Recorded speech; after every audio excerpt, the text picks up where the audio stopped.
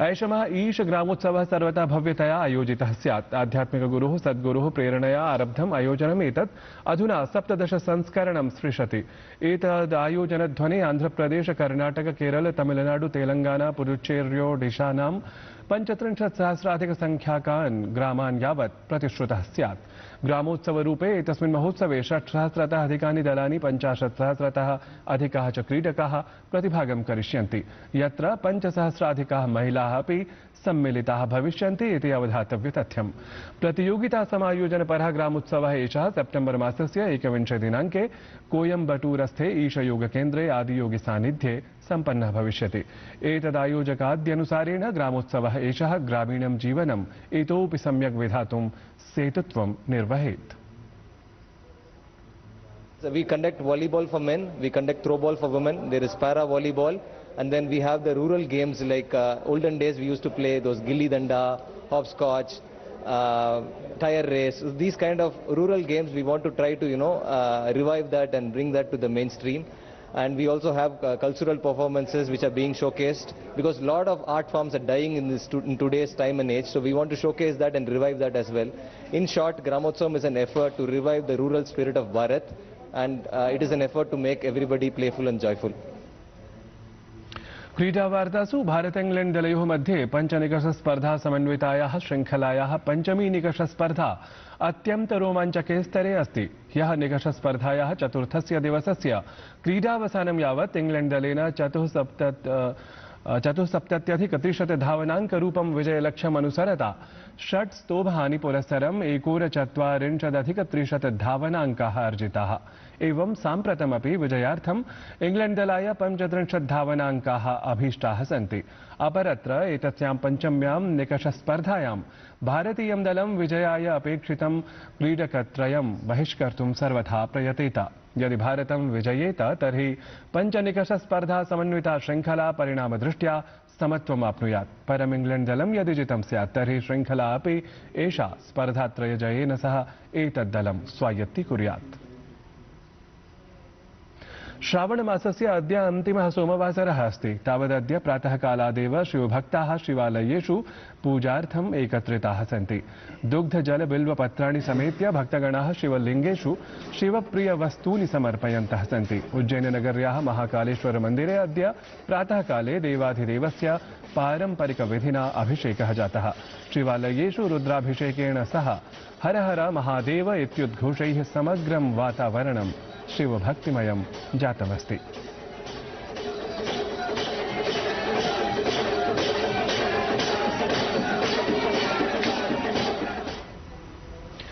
एतद्धि वार्ता संस्करणम् अधुना सम्पद्यते। अभिनववार्ताभिः सह पुनः उपस्थास्यामः। तावत् मङ्गलं भूयात्।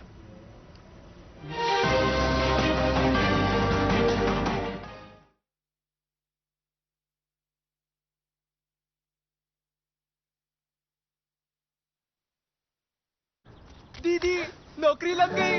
अरे वाह, बधाई हो। तो अब तो ढेर सारी शॉपिंग। हाँ दी, नया मोबाइल। अरे रुको शहजादे, सैलरी से पहले खर्चे। इंस्टेंट लोन भी तो मिलता है। पहले बजट बनाना सीखो, फिर खर्च करो। पर दी देखो, कमाई का एक हिस्सा हमेशा बचाना चाहिए, लेकिन पार्टी देने से नहीं बचोगे तुम। हाँ दी, पार्टी मेरी, बजट तुम्हारा। अच्छा। आरबीआई कहता है, सही वित्तीय बर्ताव करे आपका बचाव।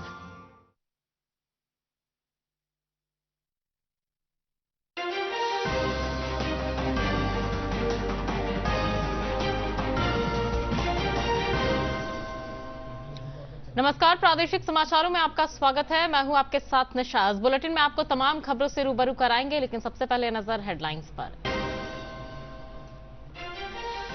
केंद्रीय मंत्री गिरिराज सिंह ने कहा, इस बार बिहार में सीता की पूजा करने वाले सनातनियों की बनेगी सरकार।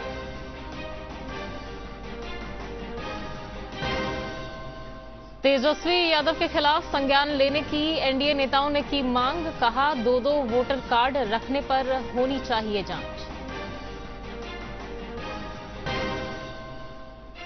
नेता प्रतिपक्ष तेजस्वी यादव ने एसआईआर को लेकर एक बार फिर चुनाव आयोग पर बोला हमला।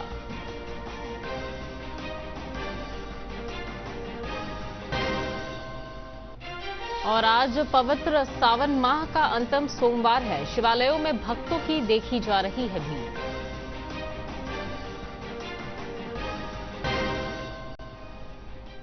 और अब खबरें विस्तार से। केंद्रीय कपड़ा मंत्री गिरिराज सिंह कल सीतामढ़ी के पुनौरा धाम मंदिर पहुंचे, जहां उन्होंने माता सीता और भगवान राम के दर्शन करने के साथ ही पूजा अर्चना की। इस अवसर पर उन्होंने कहा कि 8 अगस्त को माता सीता के भव्य मंदिर के निर्माण कार्य की आधारशिला रखी जाएगी। उन्होंने कांग्रेस पर हमला बोलते हुए कहा कि जिस पार्टी ने सैकड़ों साल तक राम मंदिर के अस्तित्व को नकारने की कोशिश की, वही लोग पीएम का अपमान कर रहे हैं। ये हमारे साथी है जो ये ले लीजिए, बोले कि ये नहीं तुम्ही को रहना पड़ेगा। और समस्त सनातनियों के गौरव आदरणीय माननीय गिरिराज 1000 करोड़ से ऊपर की राशि देकर के अयोध्या के बाद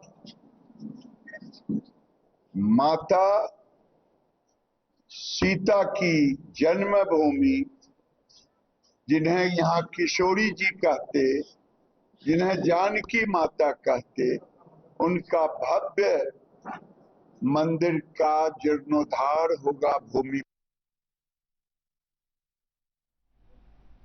आकांक्षी जिला कार्यक्रम के अंतर्गत गयाजी के गांधी मैदान में संपूर्णता अभियान सह सम्मान समारोह का आयोजन किया गया।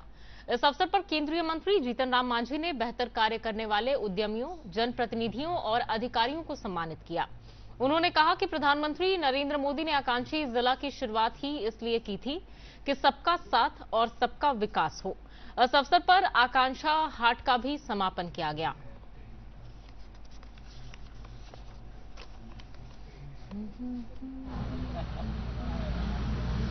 आज जब यहाँ पर हमने ली है तो एक नया कार्यक्रम भी प्रधानमंत्री जी ने दिल्ली नीति आयोग के माध्यम से 7 जनवरी 2023 से आकांक्षी प्रखंड के भी है कि अगर ऐसा भी हुआ है कि कोई जिला समुन्नत है, हर तरह से ठीक है, लेकिन 2-4 को प्रखंड ऐसा हुआ है कि जगह हालत बहुत खराब है, तो ये बड़ा नीक काम कैलखिन है कि जिला के साथ साथ प्रखंड के भी चुनौती है कि ये प्रखंड हर दृष्टिकोण से कमजोर है, ओकरा लाभ देवे के काम करे के चाहिए। इस वजह से ये कार्यक्रम ये नीति आयोग के माध्यम से चलित है, ये सबके विकास के संदर्भ में है कि कोई ऐसा जिला, कोई ऐसा प्रखंड न छूटे। हो सका है कि आगे आगे पर हो सका है कि ऐसा पंचायतों को भी नाम ले सका है कि कोई ऐसा पंचायत भी है जे छूटल है, जरा ज्यादा विकास न होले, ओकरो नाम ऐसे आगे। जब 18 में चल रही जिला के, अब 23 में आ गए प्रखंड के, तो आगे आने वाले जिला में हो सका है पंचायत के भी आवे। तो कहे का मतलब प्रधानमंत्री नरेंद्र मोदी जी की चाह थी कि समग्र रूप में भारत के विकास हो और सब। नेता प्रतिपक्ष तेजस्वी यादव के 2 वोटर आईडी कार्ड को लेकर विवाद खड़ा हो गया है। चुनाव आयोग ने तेजस्वी यादव को नोटिस भेजा है। एनडीए नेताओं ने एफआईआर दर्ज करने की मांग तेज कर दी है। ये रिपोर्ट देखिए। आयोग ने 2 अलग अलग वोटर आईडी रखने के मामले में नोटिस जारी किया है। आयोग ने तेजस्वी यादव से इस मुद्दे पर स्पष्टीकरण मांगा है और तय समय सीमा के भीतर लिखित जवाब देने को कहा है। मिली जानकारी के मुताबिक तेजस्वी यादव के नाम पर 2 एपिक नंबर RAB 0456228 और RAB 2916120 मौजूद हैं। इनमें से पहला नंबर 2020 के नामांकन पत्र और 2015 की मतदाता सूची में भी दर्ज था, जबकि दूसरा नंबर अस्तित्वहीन पाया गया है। चुनाव आयोग को संदेह है कि ये दूसरा एपिक नंबर फर्जी हो सकता है। चुनाव आयोग ने तेजस्वी को एपिक कार्ड का विवरण आयोग को उपलब्ध कराने को कहा है, ताकि इसकी गहन जांच की जा सके। बिहार विधानसभा के नेता प्रतिपक्ष तेजस्वी यादव ने शनिवार को दावा किया कि उनका नाम ही मतदाता सूची से गायब है और उन्होंने चुनाव आयोग की SIR की पूरी कवायद को सवालों के घेरे में खड़ा करने की कोशिश की। हालांकि चुनाव आयोग ने तुरंत स्पष्ट कर दिया कि तेजस्वी यादव का नाम नहीं कटा है और वोटर लिस्ट जारी कर दी। अब भाजपा ने संवैधानिक संस्थाओं को बदनाम करने का आरोप लगाते हुए तेजस्वी यादव से सवाल पूछा है कि आखिर उनके 2 एपिक नंबर कैसे हैं? 2 एपिक कार्ड नंबर कैसे हैं तेजस्वी यादव जी के पास? क्या तेजस्वी यादव के पास 2 वोटर आईडी कार्ड थे? ये जघन्य अपराध, ये भारत के लोकतंत्र और चुनाव आयोग के साथ खिलवाड़ किसने किया है? 2-2 एपिक नंबर को लेकर अब तेजस्वी यादव फंस गए हैं।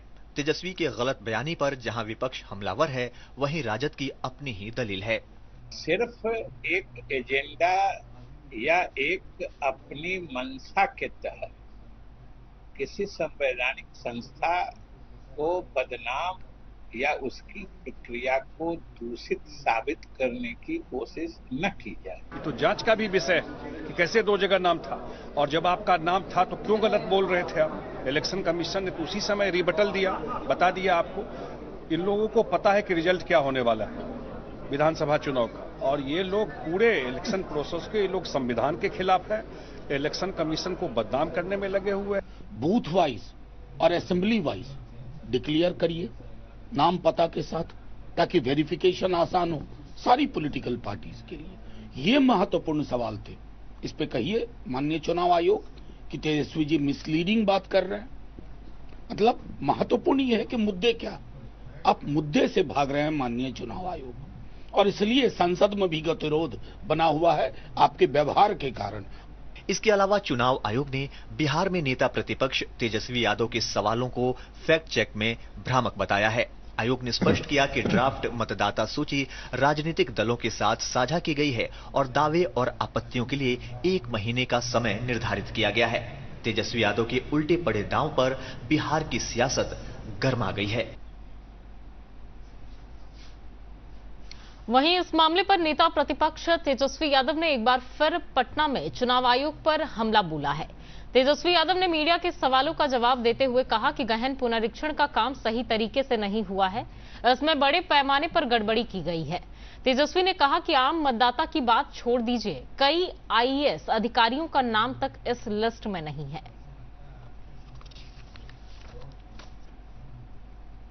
कि इसमें इलेक्शन कमीशन ने आखिर क्यों छुपाया है? जो लोग भी हैं बूथ वाइज जो है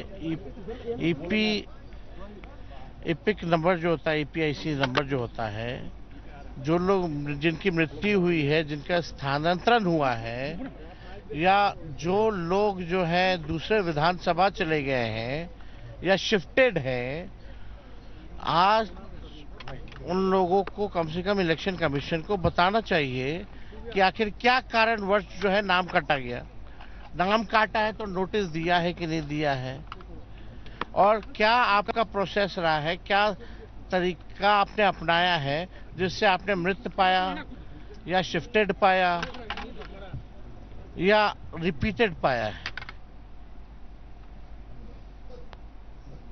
समाचारों का सिलसिला जारी रहेगा, लेकिन एक छोटे से अंतराल के बाद।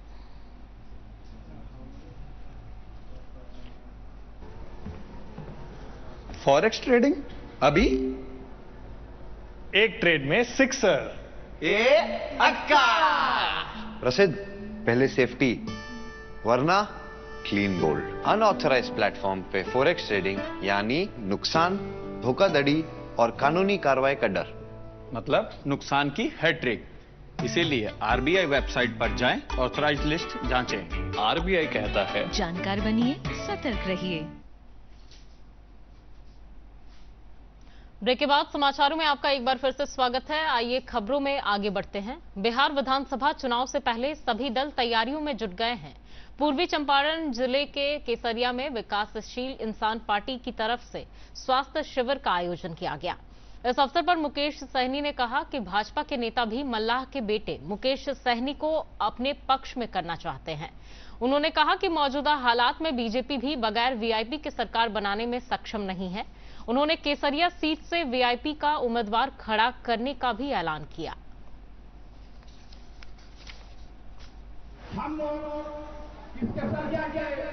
कि एक मल्लाह का बेटा को स्वागत करने के लिए वो लोग इंतजार करके बैठे हुए हैं कि नाव पे बैठेंगे। जैसे भगवान रामचंद्र जी को हमारे पूर्वज ने पार किए थे, उसी तरीके से वो लोग को मालूम है कि इस बार हम लोग मझधार में फंसे हैं। जब तक मुकेश सहनी जी के नाव पे नहीं बैठेंगे तब तक पार नहीं करेंगे। तो ये मेरी ताकत है और इसके लिए वो इंतजार करे, क्योंकि वो जो मेरे साथ जो धोखा किए, जो जिस तरीके से हमारे साथ हमारे विधायक को खरीद लिए, तो अभी तो ये असंभव नजर आ रहा है। हम मजबूती से महागठबंधन में है और हम दोनों भाई मिलकर सरकार बिहार में बनाएंगे। गरीब राज्य में हो रही भारी बारिश और कई नदियों के जलस्तर में आई तेजी के बीच मुख्यमंत्री नीतीश कुमार ने पटेल भवन पहुंचकर गृह विभाग और आपदा प्रबंधन विभाग का निरीक्षण किया। इस अवसर पर सीएम ने अधिकारियों को आवश्यक निर्देश दिए। मुख्यमंत्री ने आपदा प्रबंधन विभाग और राज्य आपातकालीन संचालन केंद्र का निरीक्षण किया। मुख्यमंत्री ने वहां की व्यवस्थाओं और कार्य पद्धतियों की जानकारी ली। निरीक्षण के दौरान मुख्यमंत्री ने राज्य में वर्षापात की स्थिति, नदियों के जलस्तर की स्थिति का जायजा लिया। पथ निर्माण मंत्री नितिन नवीन ने कल पटना के विभिन्न इलाकों में जल निकासी से जुड़ी व्यवस्था का जायजा लिया। वहीं पटना साहिब के सांसद रविशंकर प्रसाद ने आज कुम्हरार के विधायक अरुण सिन्हा, दीघा विधायक डॉक्टर संजीव चौरसिया और पटना नगर निगम के वरिष्ठ अधिकारियों के साथ बैठक की, जिसमें वर्षा के कारण पटना में हो रहे जल जमाव की समस्या के समाधान को लेकर चर्चा की गई। रविशंकर प्रसाद ने नगर निगम आयुक्त अनिमेश परासर और अन्य कार्यपालक अधिकारियों को निर्देश दिया कि पटना में सड़कों पर लगे जल जमाव की निकासी की व्यवस्था जल्द से जल्द की जाए। आज पवित्र सावन माह का अंतिम सोमवार है। इस मौके पर शिवालयों को विशेष रूप से सजाया गया है। सुबह से ही शिवालयों में भक्तों की भीड़ देखी जा रही है।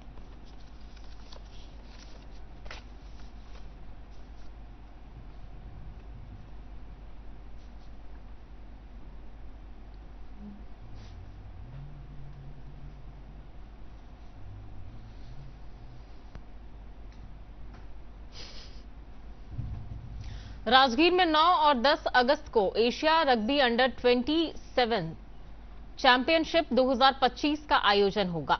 इस टूर्नामेंट में 8 पुरुष और 8 महिला टीमें हिस्सा लेंगी। आयोजन में भारत, हांगकांग, चीन, UAE, Uzbekistan, Kazakhstan, Sri Lanka, Malaysia और नेपाल जैसे एशिया के शीर्ष रग्बी देश अपनी प्रतिभा का प्रदर्शन करेंगे।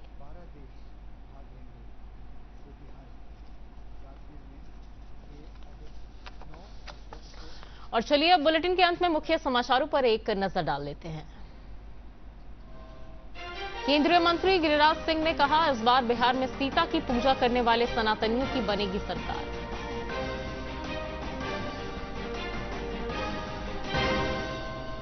तेजस्वी यादव के खिलाफ संज्ञान लेने की एनडीए नेताओं ने की मांग, कहा 2-2 वोटर कार्ड रखने पर होनी चाहिए जांच।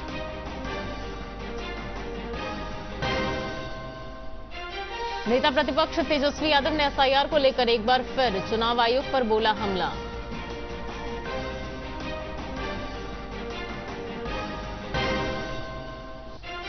और आज पवित्र सावन माह का अंतिम सोमवार है। शिवालयों में भक्तों की देखी जा रही है भीड़।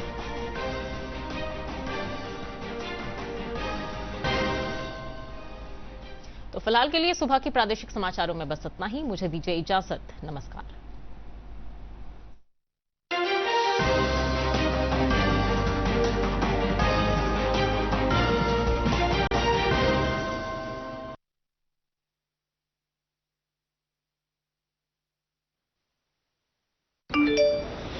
क्यूआर कोड स्कैन करो, 5000 का कैशबैक पाओ। वाह, दिल बन गया। यूपीआई पिन एंटरिंग सिर्फ पैसे भेजने के लिए है। आरबीआई कहता है, जानकार बनिए, सतर्क रहिए।